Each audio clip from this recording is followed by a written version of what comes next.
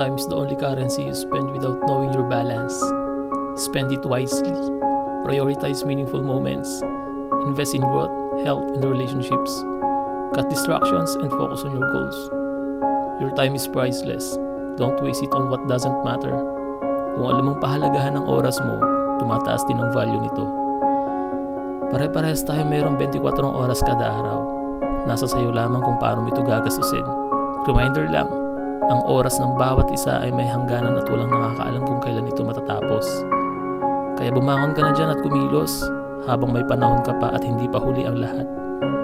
Dahil habang may buhay may pag-asa, at kung saan may pag-asa, doon may pananampalataya. At kung saan ka nananampalataya, doon may pag-ibig. At kapag natagpuan mo na ang dakilang pag-ibig, manatili ka roon sapagkat yun ang dahilan ng lahat kung bakit ang oras mo ay mahalaga. Nagkamali ka, hindi yan ang katapusan. Hayaan mo yung mga taong pilit kang dinidiin sa pagkakamaling nagawa mo. Ang mahalaga, magpatuloy ka. Tandaan mo, buhay mo yan. Kung may karapatan man sa buhay mo, ikaw at ang may gawa lang ng buhay. Huwag kang padadaig sa mga taong malililis ang tingin sa sarili. Gumawa lang tayo ng mabuti kahit ano pang sabihin nila. Ang mga harapin mo ay yung mga taong handang samahan at tulungan ka para bumangon, mag-grow at makapagpatuloy.